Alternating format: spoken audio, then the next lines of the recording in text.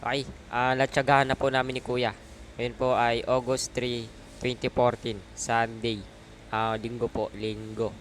Agahan po namin. Ayan, noodles po na may itlog, saka po tinapay. Ito po yung noodles, yan. May itlog po ako nilagay dyan, kaya po nagkulay ganyan. Hahaha. Ay, yan na si Kuya. Ako.